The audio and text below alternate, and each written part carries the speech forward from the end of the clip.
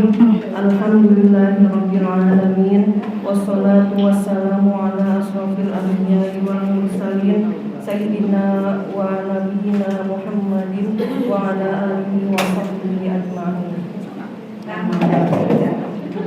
Yang sama-sama kita hormati Ustazah Maulidiana Rahmah BSH, yang saya sayangi ibu-ibu solehah, marilah yang utama dan pertama kita mengucapkan syukur kehadiran Allah Subhanahu wa Ta'ala yang selalu memberikan segala nikmatnya kepada kita, dan diantaranya nikmat sehat dan nikmat iman, sehingga pada sore ini kita dapat bersama-sama berkumpul di tempat yang mulia ini dalam rangka thalabul ilmi yang akan disampaikan oleh ustazah kita.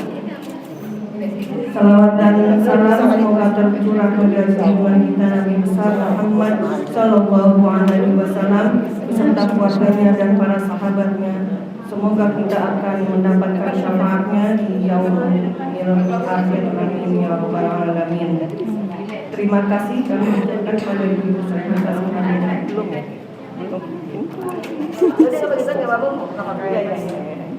Marilah kita mulai pengajian ini dengan membaca pembacaan basmalah. Bismillahirrahmanirrahim.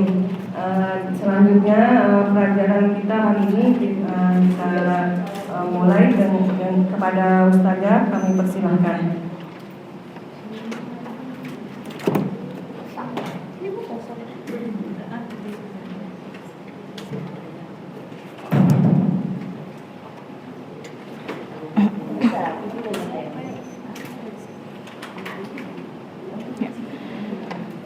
Bismillahirrahmanirrahim. Assalamualaikum warahmatullahi wabarakatuh.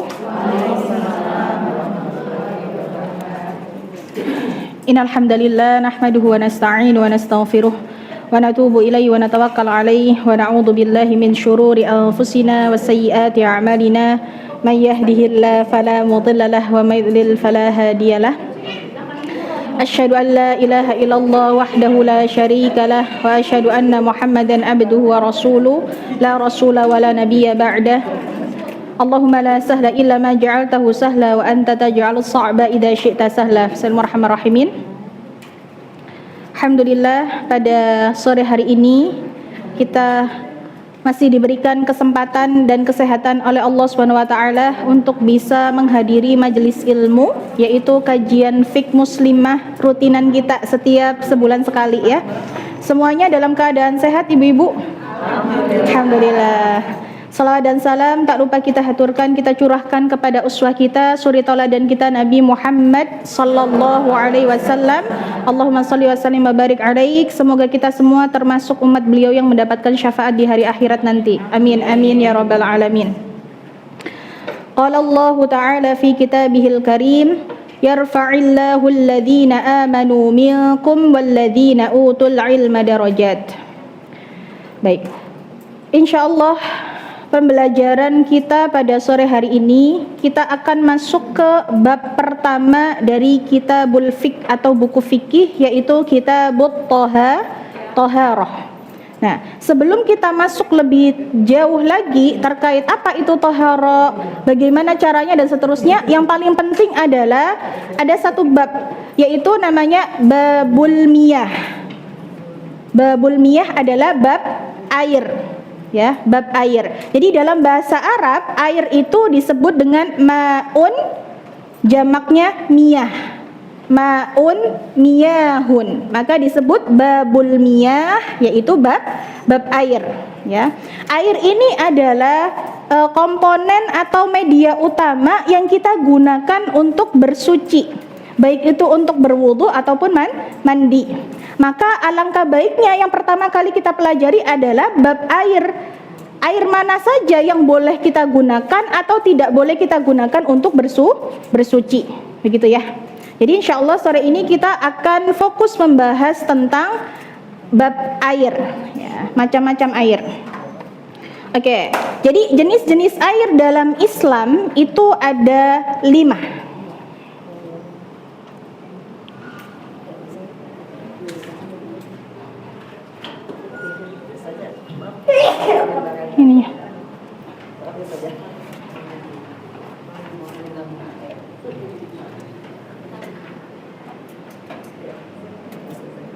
Sudah?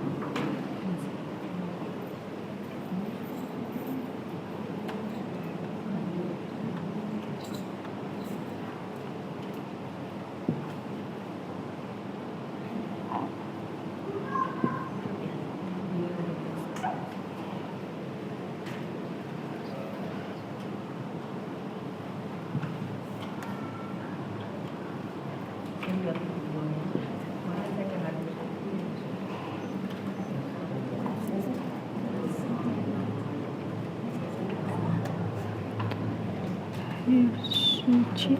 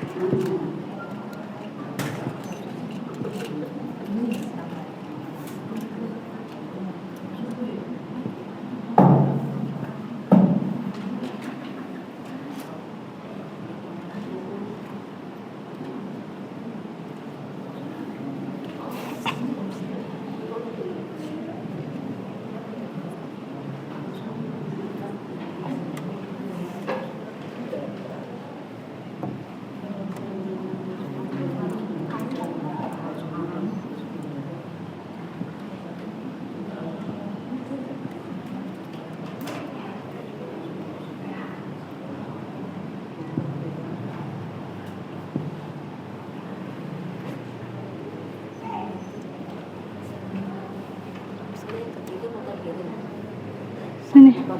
Iya.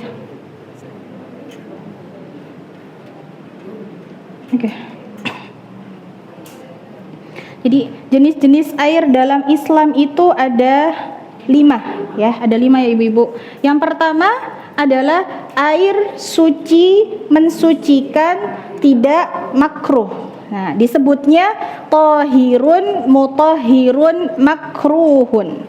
Jadi maksudnya apa? Tohirun ini artinya suci.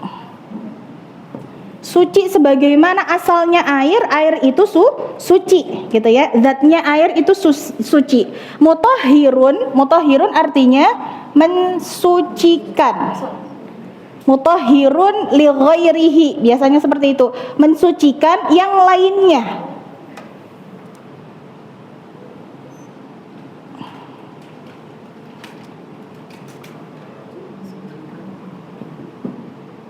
Nah, makruhun di sini artinya makruh. Makruh apanya? Makruh penggunaannya. Jadi makruhun isti'maluhu. Jadi tahirun suci, mutahhirun mensucikan. Mensucikan itu berarti apa? Kita bisa memakai untuk bersuci, baik itu wudu ataupun mandi gitu ya. Jadi maksud tahirun itu memang zatnya air itu sesuatu yang suci. Aslinya air itu suci.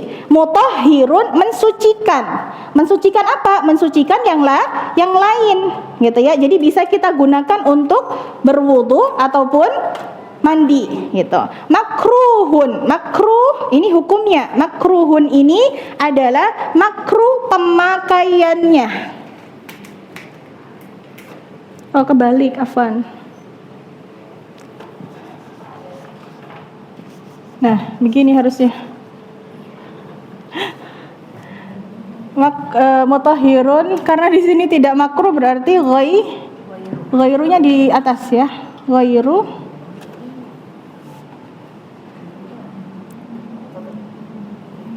tahirun. Ya.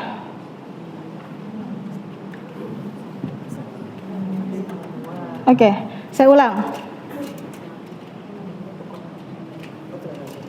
Jadi yang pertama adalah air suci mensucikan tidak makruh. Ghairu makruhin ini artinya tidak makruh. Tidak makruh apa? Tidak makruh penggunaannya. Jadi boleh digunakan, gitu ya. Oke, nanti kita lihat apa maksudnya, gitu ya. Nanti kita jabarkan satu-satu. Yang kedua, air suci mensucikan tapi makruh. Nah, ini bedanya dengan yang pertama. Yang pertama itu suci mensucikan tapi tidak makruh. Tapi yang kedua, air suci mensucikan tapi makruh. Jadi tohirun itu suci, airnya suci, bersih. Mutahhirun mensucikan, bisa kita gunakan untuk berwudu atau mandi. Makruhun, tapi makruh penggunaannya. Nah, air apa yang dimakruhkan? Nanti kita lihat ya. Kemudian yang ketiga, air suci tapi tidak mensucikan. Nah, bahasa Arabnya tohirun. Tohirun itu suci. Nah, ghairu mutahhirin tidak mensucikan. Tidak mensucikan itu artinya airnya tidak bisa kita gunakan untuk bersuci, baik itu berwudu maupun mandi, gitu ya. Kemudian yang keempat ada air najis, disebutnya ma'un mutanajjisun atau al-ma'ul mutanajjis. Kemudian yang kelima adalah air haram, air haram, al-ma'ul mutahhirul haram. Nah, kita lihat nanti penjabarannya seperti apa. Oke. Kita mulai dari yang pertama.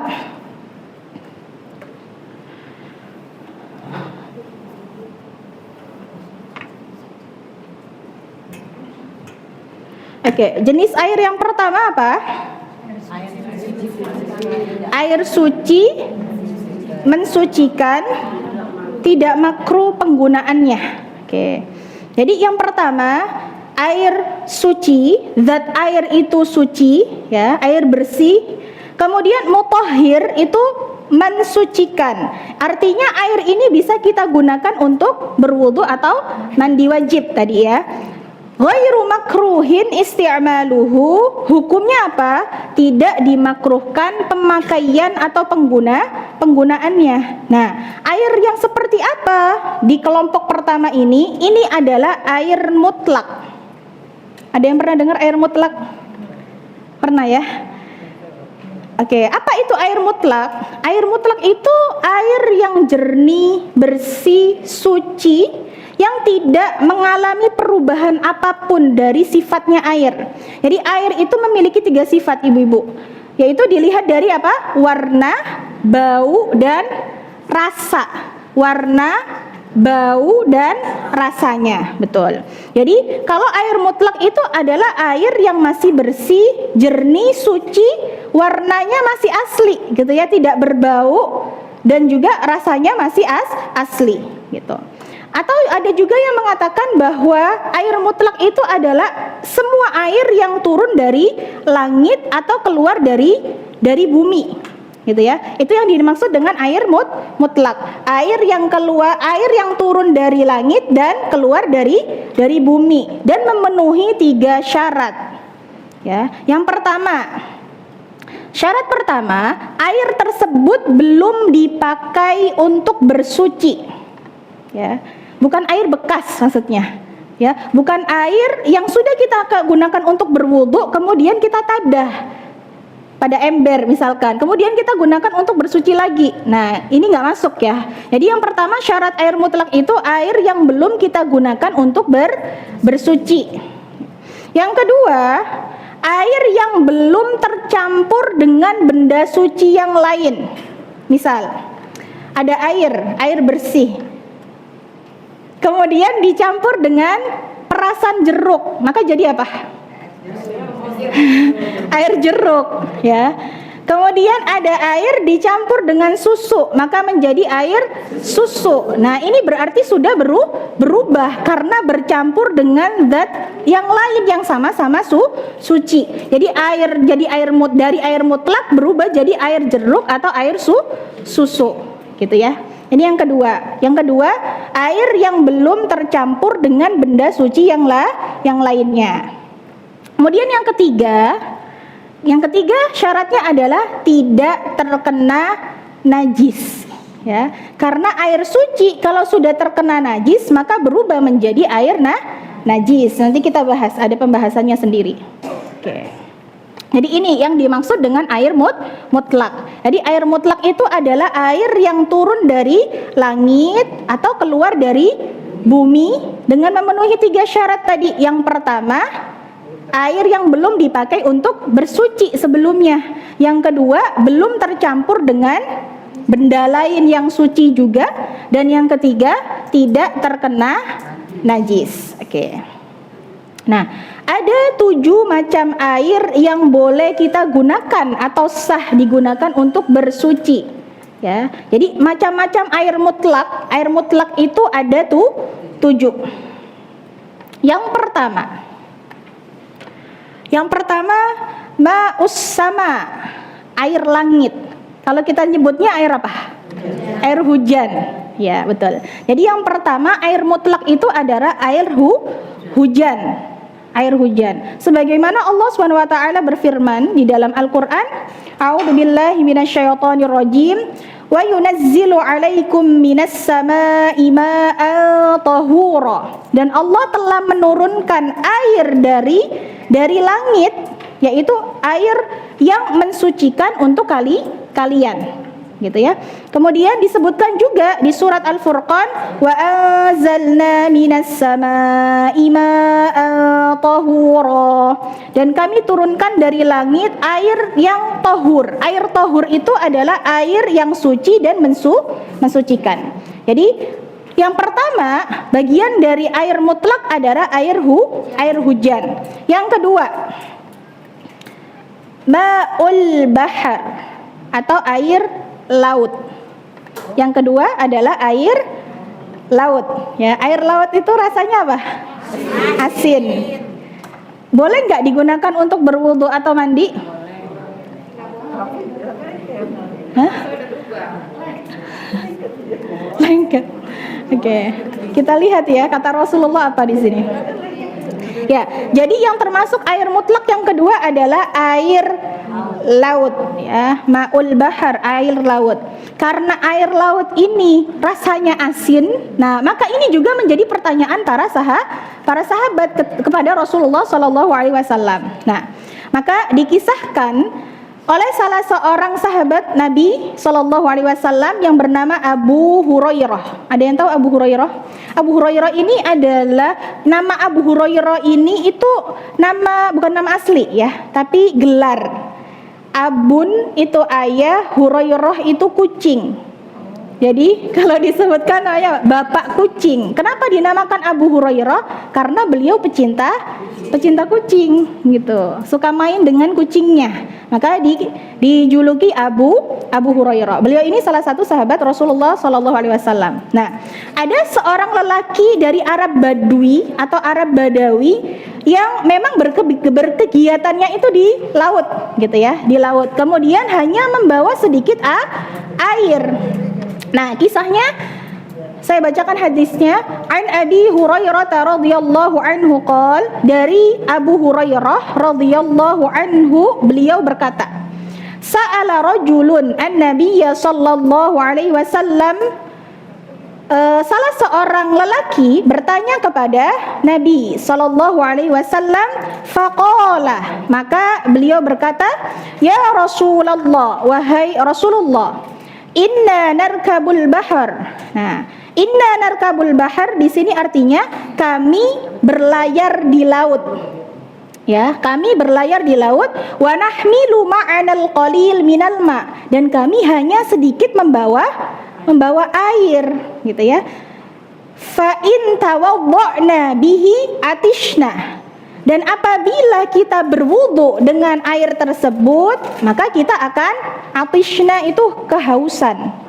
Ya, jadi beliau ini membawa air, tapi airnya sedikit, gitu ya. Kemudian kalau dipakai untuk berwudu, maka beliau ini pasti kehausan, akan haus. Kemudian beliau bertanya, afanatawadda'u bima'il bahar, apakah boleh kami berwudu dengan air laut? Lalu apa kata Rasulullah? Faqala Rasulullah sallallahu alaihi wasallam, maka Rasulullah sallallahu alaihi wasallam berkata, huwa tahuru ma'uhu al-hillu maitatuh. Jadi air laut itu adalah air yang suci, mensucikan. Tahur itu artinya bukan hanya suci, tapi mensucikan. Berarti kalau suci mensucikan adalah air yang boleh kita gunakan untuk tohara atau bersuci, baik itu berwudu maupun mandi, gitu ya.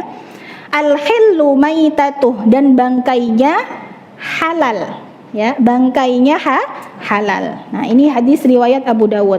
Ya, jadi jawabannya air laut itu pada dasarnya suci, ya, termasuk air mutlak, suci dan mensucikan, tidak dimakruhkan pemakaiannya.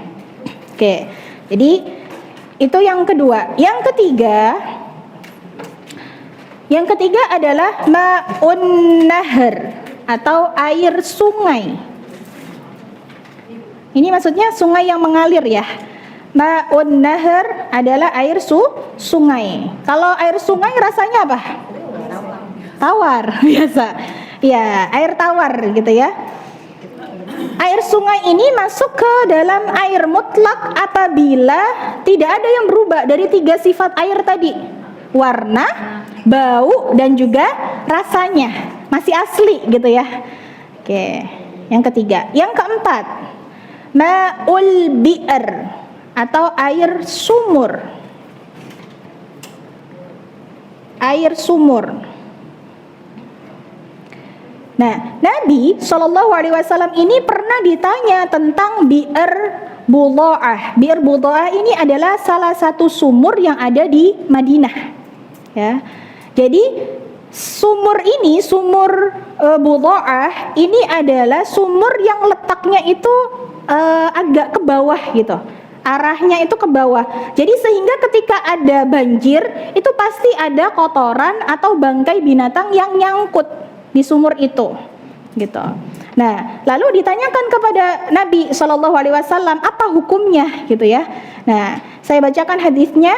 An Abi Sa'idin al-Khudri radhiyallahu anhu qala, dari Abu Sa'id al-Khudri radhiyallahu anhu berkata, qila ya Rasulullah, dikatakan kepada Rasulullah sallallahu alaihi wasallam, ana tawadda'u min bi'ri Budha'ah, apakah kami boleh berwudu dengan atau dari sumur budha'ah? Kemudian wahiya bi'run yulqa fihal khiyal. Nah, jadi di sini di dalam hadis dikatakan bahwa sumur itu adalah tempat dibuangnya kain haid. Khiyal. Kalau haid itu kan haidun, ya. Nah, khiyal ini adalah kain haid. Berarti kalau zaman dulu mungkin untuk kalau sekarang kita pembalut ya. Kalau zaman dulu itu pakainya kain haid, namanya hiyau. Waluhumul kilab, daging anjing, wanatnu, dan barang busuk. Ya, jadi sumur ini adalah sumur yang digunakan untuk pembuangan kain bekas haid, gitu ya. Kemudian daging anjing dan juga hewan-hewan yang busuk atau barang-barang busuk. Lalu apa kata Rasulullah? Faqala Rasulullah sallallahu alaihi wasallam, maka Rasulullah berkata, al-ma'u tahurun la yunajjisuhu syai'un. Jadi air itu suci dan mensucikan, tidak ada sesuatu pun yang bisa menajiskannya. Berarti air sumur itu boleh dipakai atau tidak? Boleh. Ya, karena Rasulullah juga memakai air sumur ini, gitu. Iya, karena air sumur itu air yang keluar dari tanah. Ya betul. Walaupun udah terkontaminasi Nah itu dia, kalau ternyata tiga sifat tadi, gitu ya, tidak ada yang berubah, warna, bau, dan juga rasanya, berarti tetap bisa kita gunakan, gitu. Nah, di sini dijelaskan, di hadis ini dijelaskan bahwa Rasulullah juga memakai air sumur ini, gitu. Berarti air sumur ini boleh digunakan untuk bersuci. Nggak tahu kalau zaman sekarang ya. Oke, itu yang keempat. Kemudian yang kelima. Yang kelima adalah ma'ul ain, air mata air. Air yang memancar dari bumi, mata air. Jadi nomor 5 ini mata air. Kemudian nomor 6 ma'us salji. Apa tuh? Air salju, ya. Jadi air es yang mencair atau sudah dicairkan. Nah, ini boleh digunakan untuk bersuci. Kemudian yang ketujuh, yang terakhir adalah ma'ul barodi. Ma'ul barodi, kalau di buku-buku fikih yang berbahasa Indonesia itu diartikan air embun. Tapi kemarin ada ustadz yang mengatakan bahwa ma'ul barodi ini sebenarnya adalah air hujan yang beku. Jadi mungkin nggak ada di Indonesia ya, karena kalau air hujan di Indonesia nggak beku gitu ya, karena udara kita kan bukannya udara dingin gitu ya, yang sampai membekukan air, nggak gitu ya. Jadi maksud dari ma'ul barad ini ada yang mengartikan airnya itu air embun atau air hujan yang membeku gitu. Nah, 7 air ini tadi yang saya sebutkan, yang pertama adalah air hujan, ma'us sama, kemudian ma'ul bahar, air laut, kemudian air sungai, air sumur, mata air, air salju, dan yang terakhir adalah air embun atau air es. Air es, jadi air hujan yang membeku gitu ya. Jadi bentuknya masih dalam bentuk es ya. Nah, ini adalah 7 macam air mutlak. Air mutlak yang artinya air ini turun dari langit atau keluar dari bumi dengan sifat aslinya. Sifat aslinya air itu apa? Bersih, jernih, suci, gitu ya. Maka air-air tadi sah untuk digunakan dalam bersuci, baik itu berwudu maupun mandi janabah atau mandi wajib, gitu. Ini air yang pertama. Ini jenis yang pertama tadi ya.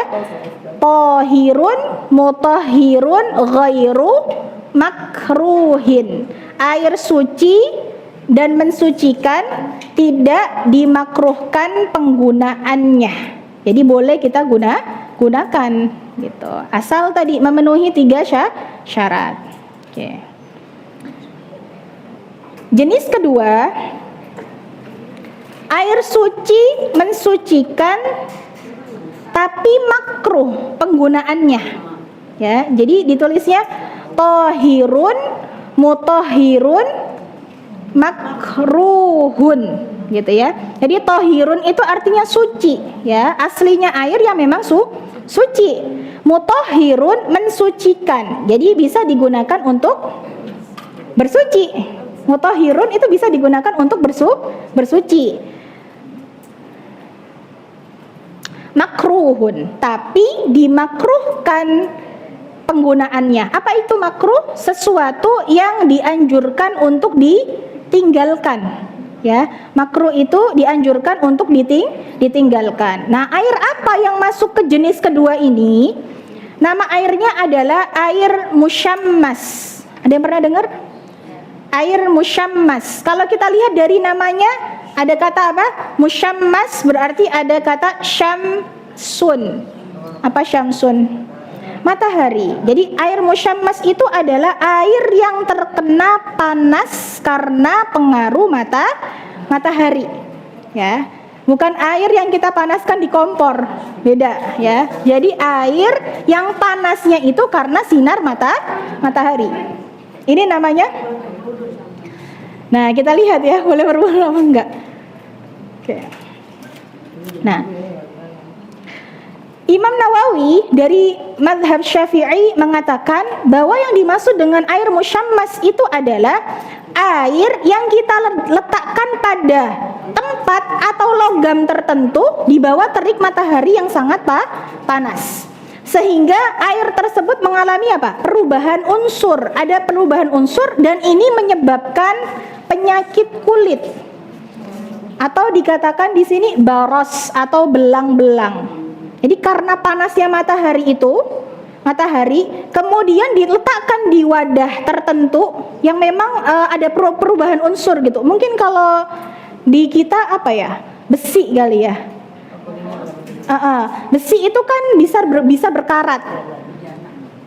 Bisa berkarat gitu ya. Nah, tempat yang berkarat, kemudian air yang di dalamnya itu panas, nah itu bisa jadi ada perubahan unsur-unsur yang akan menyebabkan penyakit kulit yang dinamakan baros atau belang-belang. Jadi ini yang dikhawatirkan sehingga air musyammas itu di sini dikatakan apa? Makruh, dianjurkan untuk ditinggalkan. Dianjurkan untuk ditinggalkan. Nah, dijelaskan dalam kitab Fathul Qorib bahwa air musyammas ini hukumnya makruh tapi sah. Maksudnya apa? Makruh tapi sah. Jadi makruh di sini maksudnya adalah makruh kita gunakan di badan kita. Kita gunakan di badan, tapi boleh digunakan untuk baju. Paham? Jadi air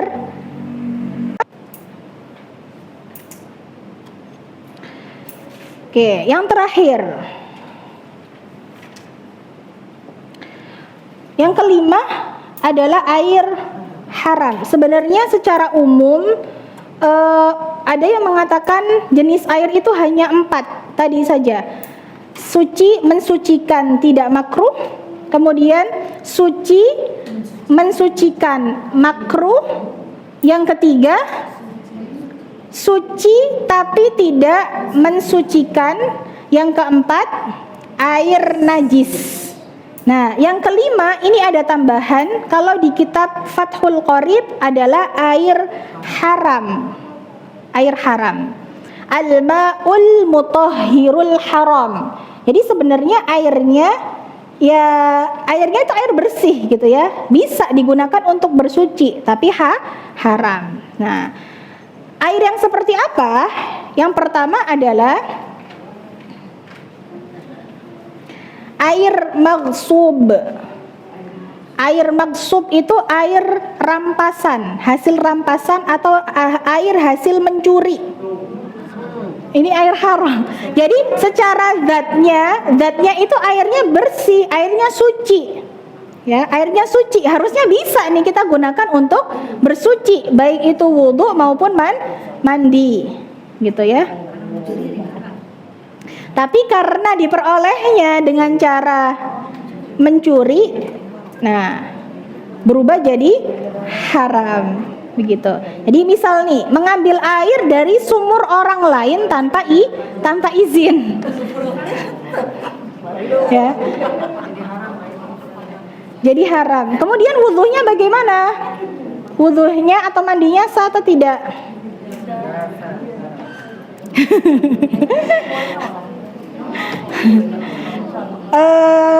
Kalau di riwayat atau mazhab Syafi'i, hukum wudhunya sah, tapi haram. Haram itu berarti orang tersebut berdosa. Ya udah, ibadahnya kan pakai air yang bersih gitu ya, air yang sebenarnya bisa untuk bersuci, tapi cara memperolehnya itu salah karena dengan mencuri atau ghasab, merampas hak orang lain gitu.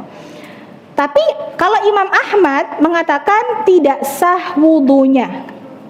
Jadi ada yang mengatakan wudhunya ya udah ikut nggak sah karena caranya salah, dengan cara mencuri, haram. Jadi apapun itu berarti sholatnya tidak sah gitu. Tapi dalam riwayat lain yang ada yang mengatakan wudhunya sah tapi berdosa karena mencuri. Dan ini adalah pendapat yang dipilih oleh Ibnu Taimiyah gitu. Kalau di Syafi'i wudhunya sah tapi haram atau orangnya berdosa gitu. Yang kedua, air yang masuk ke air haram ya, air yang sebenarnya disedekahkan untuk minum, air yang sebenarnya disedekahkan untuk minum tapi digunakan untuk berwudu atau bersuci. Gimana tuh? Jadi air yang disedekahkan, niatnya sedekah ini untuk dipakai dipakai untuk minum gitu ya, untuk air minum. Tapi sama orang yang dikasih ini disalahgunakan untuk digunakan bersuci, misalkan berwudu. Ada nggak kayak gini?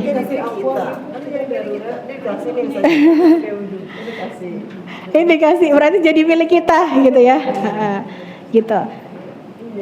Nah sebenarnya ini dilihat dari kondisi kita saja gitu. Kalau misalkan dalam keadaan yang kita memang tidak butuh air di mana-mana banyak, ya tidak boleh dipakai sesuai dengan mandat si pemberinya. Kan orang memberi itu niatnya untuk diminum gitu ya. Maka kalau kita gunakan untuk berwudu, berarti ini tidak sesuai dengan amanahnya gitu kan. Ini mungkin nggak selalu terjadi ya, kecuali di keadaan mungkin kekeringan gitu. Misal kekeringan, kemudian ada yang menyumbang atau mensedekahkan air untuk minum gitu ya, untuk minum gitu. Nah, maka ini yang perlu kita perhatikan. Kalau airnya itu hanya cukup untuk minum saja dan nggak ada lagi sama sekali air, maka tidak boleh gitu, karena kita bisa mengganti wudhu tadi dengan tayamum kalau kata para ulama fikih begitu. Gitu ya. Mungkin kalau ini sudah nggak relate di kita ya, di kehidupan kita, karena di Indonesia airnya alhamdulillah banyak gitu ya, alhamdulillah banyak gitu. Jadi ini air haram. Di air haram tadi yang pertama adalah air yang diperoleh dari mencuri atau ghasab, merampas gitu ya, merampas. Jadi kalau kita gunakan untuk berwudu, maka ada yang mengatakan wudunya ini tetap sah tapi berdosa, haram. Sebenarnya nggak boleh gitu ya. Kemudian ada juga kalau Imam Ahmad mengatakan wudunya juga tidak sah gitu, karena cara memperolehnya dengan cara tidak baik gitu. Dan yang kedua adalah air yang sebenarnya disedekahkan untuk minum tapi digunakan untuk berwudu. Nah, ini juga perlu kita perhatikan ya. Oke, sampai sini ada yang mau ditanyakan, Ibu-ibu? Jelas gak? Atau bagian mana yang masih kurang jelas? Yang itu saja, misalnya kalau kita di bak itu atau di Mm-mm. ember, tapi air nggak sampai 2 kula, tapi air dari keran jalan terus, mengalir terus. Kita ngambil ciduk dari ember itu boleh nggak? Nah, tergantung. Ini maksudnya ada najisnya atau tidak? Nggak ada. Kalau nggak ada, nggak apa-apa. Maksudnya nggak sampai 2 kula, dia satu Oh. ember, tapi air. Nah, ini maksudnya 2 kula itu berlaku untuk menentukan najis atau tidak, Bu Yana. Jadi kalau airnya bersih gitu ya, meskipun ditaruh di ember, nggak usah dipancur gitu ya, nggak usah ada yang air yang mengalir, boleh dipakai. Jadi tadi Ember kita tanpa kita isi air. nggak apa-apa, boleh dipakai. Ada 2 kula. Iya, gitu. Tadi 2 kula itu adalah hitungan untuk menentukan ada najis masuk. Nah, kalau ada najis masuk, nah itu masuknya air najis atau masih bisa kita pakai, gitu. Jadi kalau airnya itu jumlahnya atau liternya hanya sedikit, nggak sampai lah gitu ya, nggak sampai 216 tadi ya, hitungan 2 kula itu, maka kalau ada najis yang masuk, nggak boleh. Maksudnya gini, kalau saya kalau kita dulu kan ciprat-ciprat itu. Iya tadi nggak apa-apa. Kalau kecipratan doang ya, bukan yang sengaja kita tadahkan. Ya itu bukan air mustakmal. Kadang kalau kemasukan kayak cicak apa gitu, najis kan? Nah itu tergantung. Ya itu tergantung. Ya. Iya bisa bener. Cicaknya masih hidup atau sudah mati? Mati kan? Iya, kalau sudah mati kan berarti jadi bangkai, ya. Jadi kalau sudah mati jadi bangkai, kalau matinya baru langsung kita ambil itu masih aman. Tapi kalau sudah mati nggak ketahuan, Kulas itunya, airnya. iya. Dan kalau misalkan air itu sudah berubah baunya, misalkan, kan biasanya berbau ya kalau bangkai. Nah itu berarti sudah tidak bisa lagi kita gunakan, gitu. Kalau tadi cicaknya, Begitu juga. Kelihatan air bekas mandi, Bekas mandi, itu ada bak. iya. Jadi airnya jadi najis nggak? Kalau kecipratan saja tidak. Kalau kecipratan saja, karena yang namanya air mustakmal itu adalah air yang sengaja kita tampung gitu ya, sengaja ditampung. Jadi bukan kena cipratan saja gitu. Kalau setetes 2 tetes gitu ya, ciprat 2 ciprat ya nggak apa-apa gitu, masih aman insyaallah gitu.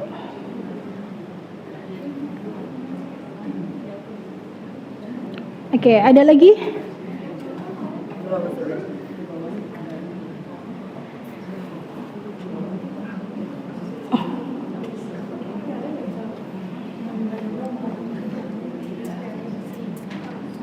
Ada yang perlu dijelaskan lagi, Ibu, terkait 5 jenis air ini?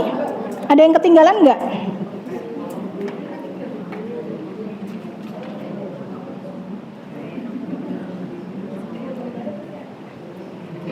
Apa?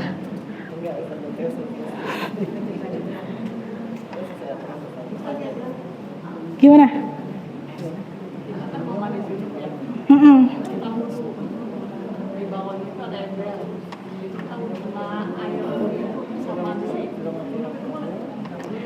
Tergantung niatnya. Ini maksudnya bukan sengaja ditampung kan airnya? Iya. Terciprat kan maksudnya? Kalau sengaja nggak boleh. Kan itu namanya air mustakmal tadi. Air mustakmal itu air apa? Air yang sudah kita gunakan untuk bersuci sebelumnya. Jadi nggak boleh. Iya. Kalau sudah digunakan bersuci, pokoknya air yang sudah digunakan bersuci sebelumnya, baik itu wudhu maupun mandi, nggak boleh kita gunakan lagi karena sudah berarti namanya kan berubah jadi air bekas wudhu, bekas mandi gitu. Airnya suci tapi tidak mensucikan, tidak bisa kita gunakan untuk berwudhu kembali atau mandi kembali gitu ya.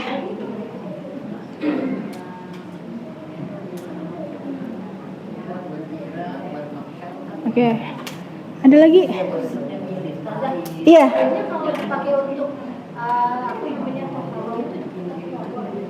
Toharo. kayak habis itu di akhir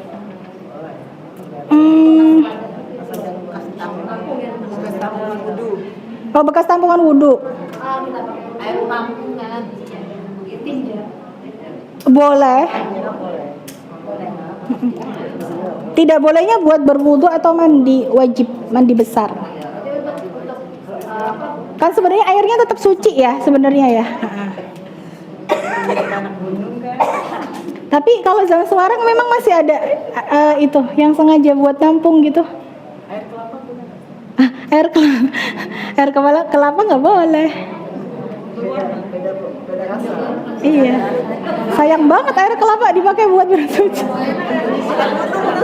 Oh, kalau darurat, ya darurat boleh. Kalau tidak ada lagi ya, maksudnya. Karena air kelapa berarti air suci, airnya suci gitu ya. Tapi namanya bukan air mutlak, air kelapa. Judulnya aja air kelapa, gitu ya, beda. Oke. Di mana dari air pump? Hah? Air pump. Oh, kaporit. Kaporit itu kan obat yang memang fungsinya untuk mensucikan air ya. Boleh. Boleh. Termasuk air kolam renang. Sekarang. Iya, itu lebih dari 2 kula udah pasti ya. Jadi kalau mau mandi janabah, misal nih. Habis berenang mau sholat subuh langsung aja. Mandi janabah, terus langsung nyebur ke situ, boleh. Kan konsepnya kan harus basah semuanya dari atas sampai bawah gitu. Itu boleh, tapi alangkah ahsannya ya enggak gitu juga lah caranya. Kalau darurat, iya boleh. Iya, jadi tadi air kaporit itu insya Allah boleh digunakan untuk bersuci. Karena obat itu, kaporit itu kan obat yang bau itu kan ya, ada bau-baunya itu ya. Iya, nah itu kan fungsinya untuk mensucikan air juga, gitu kan maksudnya. Nah itu insya Allah boleh digunakan untuk bersuci. Nah itu kita lihat penyebabnya apa. Kalau lumpur, misalkan nih, kalau air pump keruh karena apa ya? Kalau lumpur nggak apa-apa, boleh. Lumpur, lumut, itu kan alami ya, proses alami gitu kan, itu boleh, masih boleh digunakan. Gitu. Asalkan bukan benda najis yang jelas-jelas najis gitu. Nah itu baru kita lihat, kita cek airnya seperti apa. Kalau airnya berubah berarti tidak bisa kita gunakan lagi. Tapi kalau tidak berubah nggak masalah. Gitu.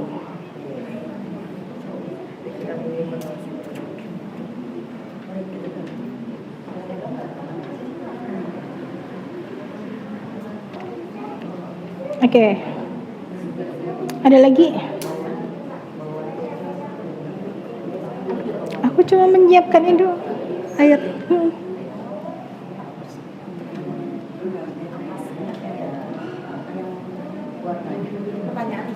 Boleh. Berkaitan dengan ini doang, berkaitan dengan air aja apa semuanya? Pertanyaannya bulan yang berkaitan dengan air atau sisi luar saya. Kalau bisa air dulu.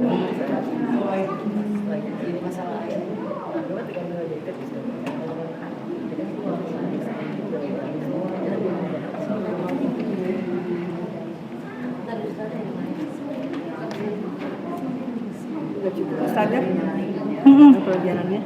Udah cukup, insyaallah. Ya udah cukup ya ibu-ibu pelajarannya ini. Enggak Ya tadi. ibu-ibu ada yang mau Mama bertanya? udah lihat. Belum nyala itu.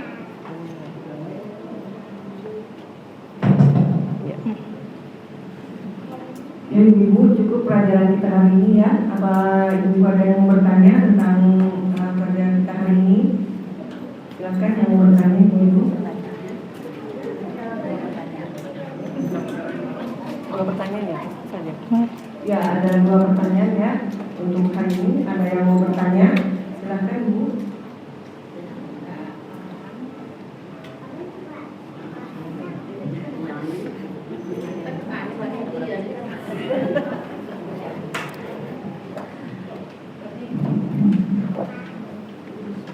Gak ada ya ibu-ibu?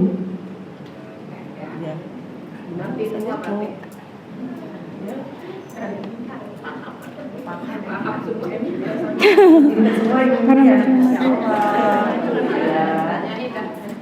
Ya. Mau dibaca doa dulu. Sebentar. Nggak pakai. Ya, terkait tadi pertanyaan cicak ya.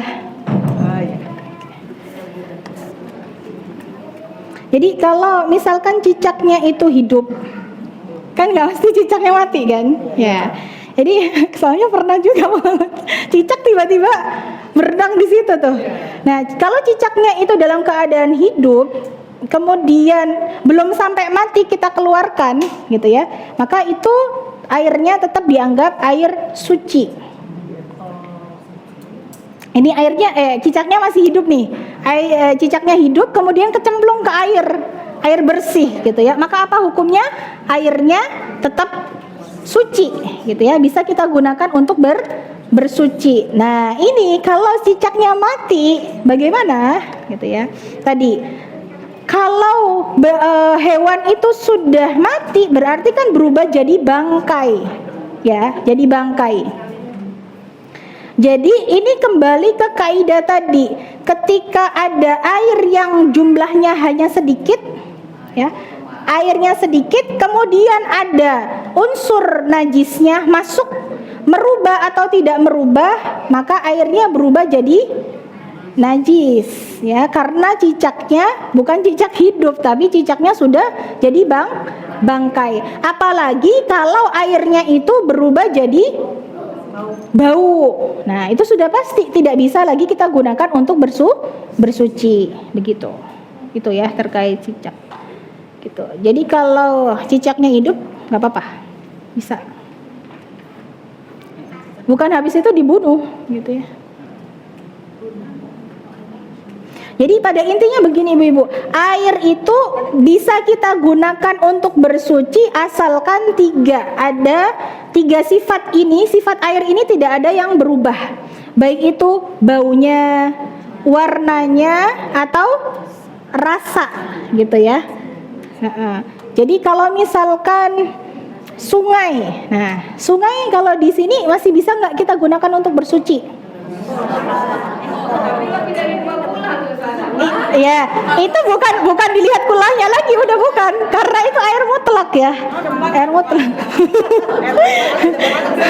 Ya, jadi kalau sudah berubah jadi hitam, kemudian kita lihat di situ banyak bangkai atau sampah-sampah, berarti ya sudah tidak bisa masuk ke dalam air mutlak, nggak bisa kita wudhu atau mandi dari air itu. Kayaknya lihat aja juga udah nggak ini ya, gitu.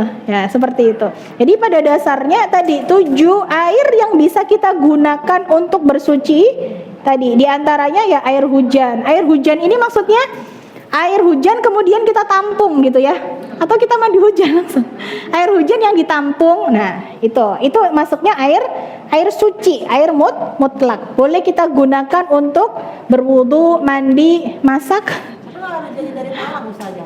Ya itu perlu. Nah itu dia, kalau talangnya begitu, ya itu nggak suci.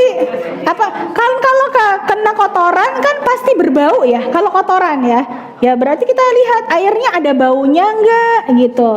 Kalau masih aman ya silakan digunakan. Curang banget Bu Hanifah. Gitu. Jadi kalau air yang ditampung dari talang rumah, nah itu Talangnya pasti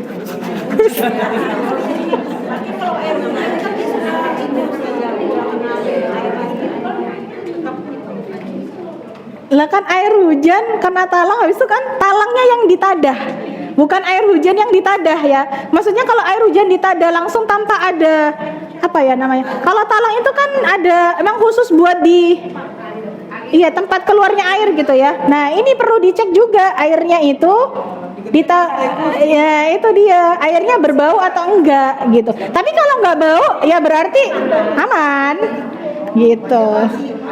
Iya, tadi pokoknya kalau air ini tidak berubah rasa, warna atau baunya, insya Allah masih aman kita gunakan begitu. Kalau namanya toren. Toren. Itu kan kalau di atas rumah itu kan panas. Iya. Kan otomatis airnya turun panas. Iya. Itu termasuk air yang kena matahari tadi ya? Nah, airnya air musyammas, tapi itu toren ya, itu nggak masuk ke hukum yang tadi, aman insya Allah digunakan. Iya, karena saya juga pakai air toren.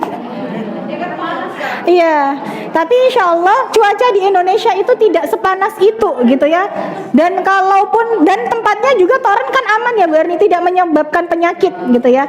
Nah, yang menyebabkan penyakit ini itu kayak misalkan besi atau logam tertentu yang ketika airnya itu dipanaskan atau terkena sinar matahari, maka ada pengaruh atau unsur-unsur yang berubah sehingga menyebabkan penyakit kulit. Nah, dimakruhkannya itu karena menyebabkan penyakit kulit itu. Jadi kalau airnya kita gunakan kemudian aman-aman saja, berarti airnya juga aman gitu.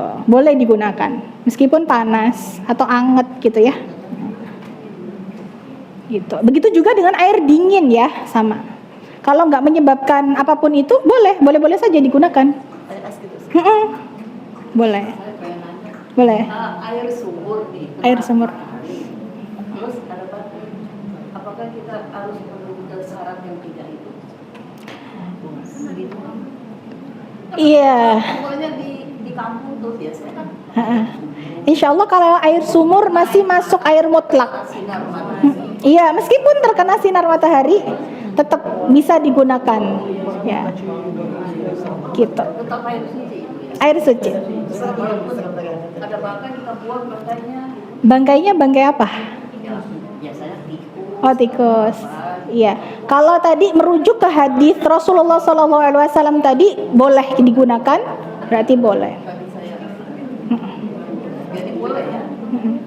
Tapi kalau berbau, ya jadi gini, 7 air yang boleh digunakan atau sah digunakan tadi itu benar-benar boleh digunakan kalau tidak ada yang berubah dari 3. Jadi kalau bangkainya itu menyebabkan bau, ya berarti ya jangan digunakan gitu. Meskipun itu air sumur. Kalau kita saklek maksudnya, ya kan itu air sumur, berarti boleh dong. Atau air sungai tadi, berarti sungai di depan itu boleh dong digunakan gitu.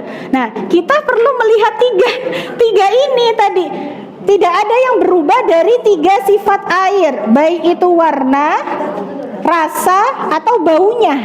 Jadi kalau salah satu ada yang berubah, nah itu berarti bukan air suci lagi, begitu. Jadi kalau ada bangkai tapi nggak menyebabkan perubahan air, boleh dipakai. Air sumur yang terkena panas sinar matahari juga boleh dipakai, karena insya Allah tidak menyebabkan penyakit kulit ya kalau di kita. Nah, insya Allah. Kecuali alergi. Gitu. Ada lagi, Werni? Tadi air yang masalah air haram. Air haram. Yang diperuntukkan buat sedekah, buat minum. Dipakai buat bersuci. Kalau di suatu tempat itu yang air kerannya panas, taruhlah di suhu 45 derajat. Itu kita kalau pakai itu buat bersuci, maaf kalau baca itu jadi anyang-anyangan ya. Oh iya. Kita pakai air itu Ayang-ayangan. kita pakai air itu buat bersuci, itu boleh nggak usah, itu diperuntukkan emang itu ditaruh buat diminum. Oh, buat diminum. Jadi kalau memang keadaannya darurat boleh. Itu kan termasuk keadaan darurat berarti kan? Itu insya Allah boleh. Karena air dari keran dari shower terus semua panas. Iya, boleh insya Allah.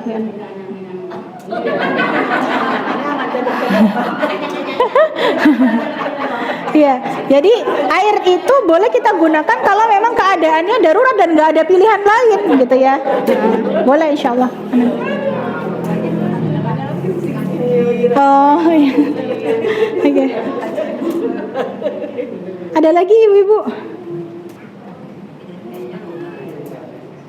Udah jelas ya air ya, insya Allah ya. Oke.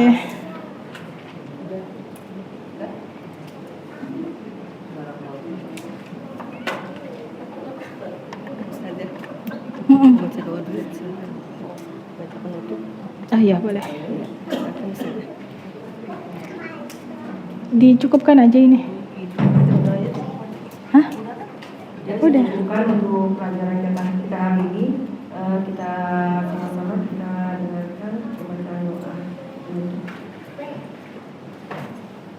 Udah. Baik, kita tutup kajian kita pada sore hari ini dengan membaca hamdalah alhamdulillahirabbil alamin. Kita istighfar 3 kali. Astaghfirullahaladzim, astaghfirullahaladzim, astaghfirullahaladzim. Bismillahirrahmanirrahim. Alhamdulillahirabbil alamin, hamdan syakirin, hamdan na'imin, hamdan yuafi ni'amahu wa yukafi'u mazidah. Ya Rabbana lakal hamdu wa lakas syukru kama yanbaghi li jalali wajhikal karimi wa 'azimi sultanik. Allahumma salli ala nabiyyina Muhammad wa ala alihi wa ashabihi ajma'in. Allahumma inna nas'aluka salamatan fid din wa afiyatan fil jasad wa ziyadatan fil ilm wa barakatan fil rizq wa taubatan qabla al maut wa rahmatan 'indal maut wa maghfiratan ba'dal maut. Allahumma hawwin 'alaina fi sakaratil maut wan najata minan nar wal afwa 'indal hisab bi rahmatika ya arhamar rahimin. Allahumma inna nas'aluka ilman nafi'an wa rizqan wasi'an wa 'amalan mutaqabbalan. Allahumma inna nas'aluka al-huda wat-tuqa wal-'afafa wal-ghina. Rabbana zalamna anfusana wa illam taghfir lana wa tarhamna lanakunanna minal khasirin. Rabbana la tuzigh qulubana ba'da idh hadaitana wa hab lana min ladunka rahmah innaka antal wahhab. Subhana rabbika rabbil izzati amma yasifun wa salamun alal mursalin walhamdulillahi rabbil alamin. Kita tutup dengan membaca doa kafaratul majlis. Subhanakallahumma bihamdik, asyhadu an la ilaha illa anta, astaghfiruka wa atubu ilaik.